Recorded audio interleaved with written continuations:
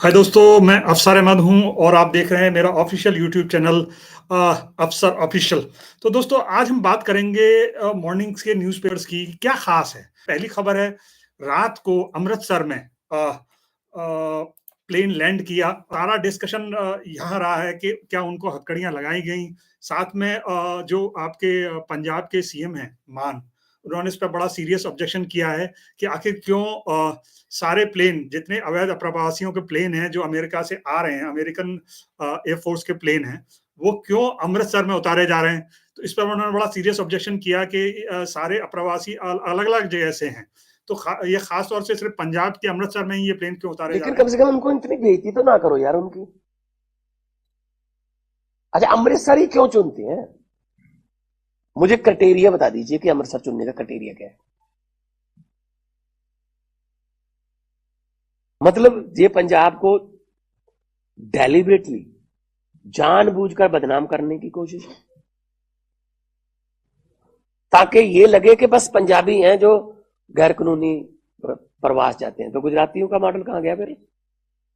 और पिछली बार के जहाज में जो आए थे उसमें 7-8 बच्चे थे, 7-8 बच्चे, सारे बच्चे गुजरात के थे। बच्चे, वो बच्चों समेत रिपोर्ट कर रहे हैं। किसी की इंटरव्यू आई, गुजरात के किसी बंदे की इंटरव्यू आई नेशनल टीवी पे, इंटरव्यू हमारे वालों की आती किया जा रहा है। मैं आपको बता दूं कि पिछले काफी समय से, ये 5 फरवरी को ये सिलसिला शुरू हुआ जब से ट्रंप पावर में आए हैं, तो उनका जो स्टैंड रहा है अवैध अप्रवासियों को लेकर बहुत हार्ड स्टैंड है और इसका असर इंडिया पर भी पड़ रहा है। हमारे कई सारे ऐसे इंडियंस हैं जो अलग डोंकी रूट लेकर अलग तरीके से, अवैध तरीके से अमेरिका में घुसने की कोशिश करते रहे। पास्ट में ऐसा बहुत हुआ है और पास्ट में भी डिपोर्टेशन हुआ है। तो अगर ये कहें कि डिपोर्टेशन पहली बार हो रहा है तो ये गलत है, ऐसा कहना गलत होगा। लेकिन डिपोर्टेशन में जो चीज गौर करने वाली थी, जिसको लेकर बहुत ज्यादा हंगामा हुआ, वो ये कि जो भी डिपोर्टेशन हो रहा है उसमें आपका मिलिट्री प्लेन का इस्तेमाल किया जा रहा है अमेरिका के द्वारा, जिस पर ऑब्जेक्शन हुआ। इंडिया में बहुत ऑब्जेक्शन हुआ। दूसरा, जो अप्रवासी लाए जा रहे हैं उन्हें हथकड़ियों में बांध कर लाया जा रहा है। तो जो फर्स्ट चेंज आया, यानी फर्स्ट जो लोग यहाँ पर आए, उनका जो सीरियस ऑब्जेक्शन था वो इस बात पर था कि ऐसा नहीं होना चाहिए, लेकिन फिर भी ऐसा हुआ है। तो इसको लेकर एक शंका थी। तो सेकंड फ्लाइट लैंड कर चुकी है, अमृतसर में आई है, रात को 11 साढ़े 11 बजे के आसपास आई है। इसमें जो पहला नंबर बताया जा रहा था वो करीबन 119 लोगों का बताया जा रहा था, पर मैं आपको बता दूं ये डाटा थोड़ा अपडेट हुआ है, 116 लोग हैं। लेकिन एक चीज जो अमेरिका ने अपनी चीजें बदली नहीं है उसमें से ये है कि उसको वो एलियन लिख रहे हैं। ये बहुत ही ऑब्जेक्शनेबल है। पहले भी उन्होंने इस एलियन शब्द का इस्तेमाल किया था, सेकंड शीट में भी उन्होंने एलियन शब्द का इस्तेमाल किया है। लेकिन अभी ये पुष्टि नहीं हुई है कि क्या इस बार जो सेकंड फ्लाइट आई है, क्या उसमें जो अवैध अप्रवासी जिन्हें भेजा गया है इंडियंस को अमृतसर में, क्या उनको हथकड़ियां लगाई गई।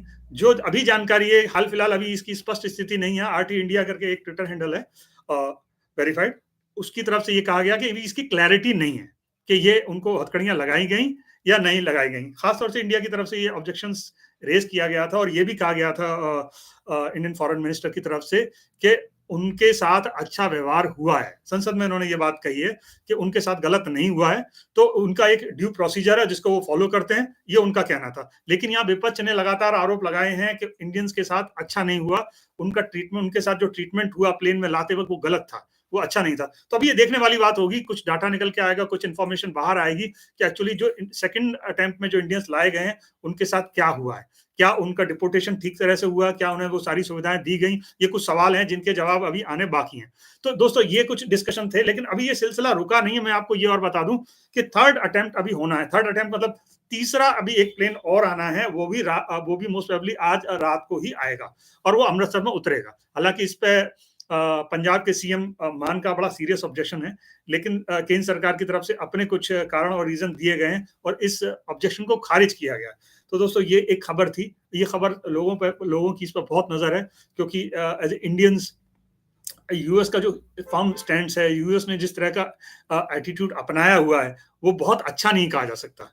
ये ठीक है कि ये तरीका ऑब्जेक्शनेबल है कि कोई डोंकी रूट से जाता है, ये उनका कंट्री है, लेकिन जिस तरह से वो डिपोर्ट कर रहे हैं, इस पर इंडियंस ने, खास तौर से विपक्ष ने बहुत सीरियस ऑब्जेक्शन उठाया कि ऐसा नहीं होना चाहिए। जिस तरह का स्टैंड वो ले रहे हैं, जिस तरह का ट्रीटमेंट वो इंडियंस के साथ कर रहे हैं, ऐसा नहीं होना चाहिए। तो ये एक चीज थी जिसको लेकर बहुत सीरियस ऑब्जेक्शंस आया। तो अभी देखने वाली बात होगी कि फर्दर इंफॉर्मेशन क्या आती है। मैं थोड़ा डाटा शेयर कर देता हूं आपके साथ कि एक्चुअली कितने लोग सेकंड फ्लाइट में अमृतसर में कितने लोग आए और किस किस स्टेट के थे। तो जो अपडेटेड शीट हमारे पास आई है उसके हिसाब से पंजाब के 65 लोग, जो फिगर आया सेकंड फ्लाइट का 65, यानी पंजाब के 65 लोग थे जिन्हें डिपोर्ट किया गया यूएस से, और हरियाणा के 33 लोग थे जिन्हें डिपोर्ट किया गया यूएस से।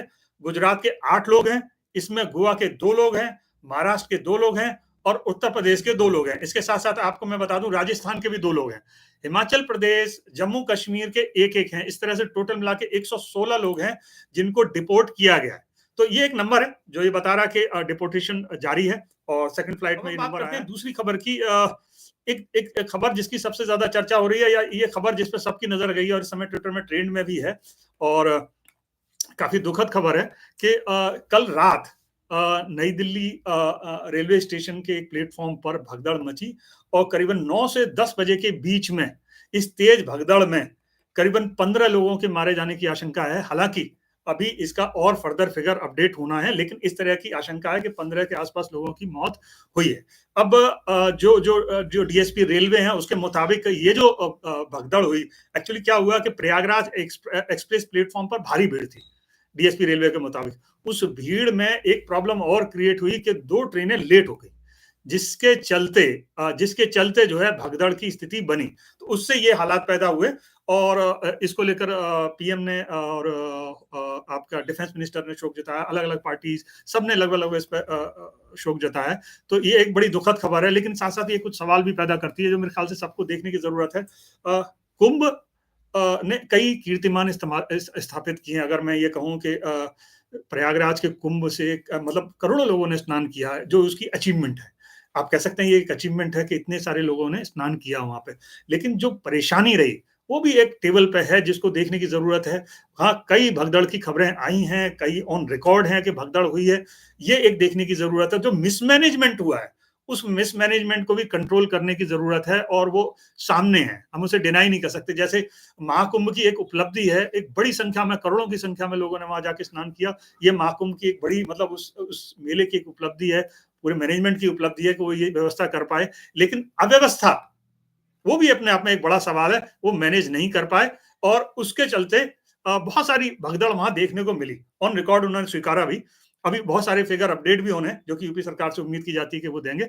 लेकिन साथ में अब एक सवाल ये भी है कि जो लोग अलग अलग स्टेट से मूव कर रहे हैं, प्रयागराज की तरफ जा रहे हैं, उनका क्या, उनके लिए क्या अरेंजमेंट किए जा रहे हैं। तो नई दिल्ली रेलवे स्टेशन पर जो भगदड़ हुई है वो थोड़ा सा परेशान करती है कि अभी भी उतना फोकस नहीं किया जा रहा जितना करना चाहिए। ये चिंता पैदा करता है और मेरे ख्याल से देखने की भी इसको। और अब हम बात करते हैं कि एक तीसरी खबर की। तीसरी खबर थोड़ी सी चौंकाती भी है और थोड़ी सी हैरान भी करती है कि ऐसा भी होता है। तालिबान को हम और आप जो भी चर्चा करते हैं वो उनके कट्टरपंथ के लिए, महिलाओं से उनके व्यवहार के लिए और हिंसक स्टैंड लेने के लिए, ये सबसे हमेशा तालिबान इन्हीं सब चीजों से चर्चा में रहे, अपने कट्टरपंथी रवैये के चलते चर्चा में रहे। लेकिन मैं आपको कहूं कि तालिबान कुछ ऐसा भी कर रहे हैं जो सच में थोड़ा सा चौंकाता भी है, हैरान भी करता है।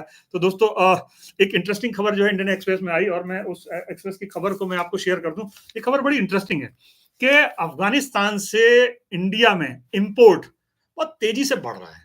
और क्या चीज इंपोर्ट हो रही है मैं आपको बता दूं, सेब, अंजीर, केसर और आपका क्या नाम है, ड्राई फ्रूट्स। तो इसमें कुछ चीजें ऐसी हैं जो हिस्टोरिकली आती रही हैं, जैसे कि ड्राई फ्रूट्स है वो आते रहे। सेब का जो इंपोर्ट है इंडिया में वो बहुत तेजी से बढ़ा है और बड़ा इंटरेस्टिंग है कि अफगानिस्तान से, जैसे ही अफगानिस्तान में सरकार बदली और तालिबान आए तो ऐसा लगा कि जैसे इंडिया के संबंध उनसे और बिगड़ने वाले हैं, चीजें और खराब होने वाली हैं। लेकिन दोस्तों ऐसा नहीं हुआ। तालिबान का जो भी स्टैंड रहा हो, लेकिन भारत से उसके संबंध डे बाय डे बेहतर हो रहे हैं। और अगर उसको नंबर में देखें तो इंडिया जो इंपोर्ट कर रहा है वो डाटा बहुत तेजी से, वो नंबर बहुत तेजी से आगे बढ़ रहा है। और खासतौर से जैसे मैंने सेब के इंपोर्ट की बात की तो मैं आपको बता दूं कि इटली है, अमेरिका है, यहाँ से इंडिया बड़ी भारी मात्रा में सेब इंपोर्ट करता है। लेकिन इस बार जो इंडिया का नंबर आया वो इंडिया का नंबर बड़ा चौंकाता है। यहाँ जो टॉप 3 में अफगानिस्तान शामिल है, यानी अफगानिस्तान से इंडिया भारी मात्रा में सेब इंपोर्ट कर रहा है। और इसके साथ साथ आपको मैं बता दूं कि अंजीर, टनों के हिसाब से अंजीर इंपोर्ट कर रहा है। एक नंबर, एक फिगर है, ये भी काफी चौंकाता है। ये करीबन पिछले साल इंडिया ने 23,123 टन अंजीर जो है अफगानिस्तान से आयात किया। इसके अलावा जो बाकी सारी चीजें हैं वो भी काफी सारी चीजें, जैसे मैंने बताया ड्राई फ्रूट्स, बड़ी मात्रा में ड्राई फ्रूट्स इंडिया इंपोर्ट करता है। इंडिया क्या एक्सपोर्ट करता है ये भी जान लीजिए। इंडिया अफगानिस्तान को दवाइयां, वैक्सीन, सोयाबीन और कपड़े निर्यात करता है। तो ये इंपोर्ट और एक्सपोर्ट हुआ। हालांकि ये जो फिगर है, ये फिगर अगर हम थोड़ा सा इस फिगर पर थोड़ा गौर करें तो ये देखेंगे कि ये जो ट्रेड की टेबल है वो अभी भी जो है वो अफगानिस्तान के पक्ष में झुकी हुई नजर आती है। वो हमसे जो इंपोर्ट कर रहा है वो पहले से थोड़ा सा बेहतर हो रहा है, लेकिन फिर भी इंपोर्ट उसका बहुत कम है। इंडिया से इंपोर्ट एक तरह से ट्रेड बैलेंस के हिसाब से थोड़ा सा खराब है, लेकिन वो जो एक्सपोर्ट कर रहा है इंडिया का वो बहुत बड़ा नंबर है। मैं आपको बता दूं कि 2023 और 24 में आपका इंपोर्ट जो है इंडिया ने जो किया वो आपका $342 मिलियन के आसपास का माल इंपोर्ट किया। ये बड़ा नंबर है। तो ये कुछ चीजें जैसे कहते हैं फिगर चेंज हो रहे हैं, और रिलेशंस भी तालिबान के साथ इंडिया के कुछ बेटर नजर आते हैं। और लेकिन इंटरेस्टिंगली तालिबान के पाकिस्तान के साथ रिलेशंस अच्छे नहीं हैं। तो ये कुछ चीजें काउंट करने वाली हैं और ये बताती हैं कि चीजें वैसी नहीं है जैसे हम लोग देखते हैं। तो दोस्तों आज के समाचारों का, और कल फिर हम कुछ नए समाचारों की सुर्खियों के साथ हाजिर होंगे। तब तक के लिए नमस्कार, शुक्रिया, शबा खैर।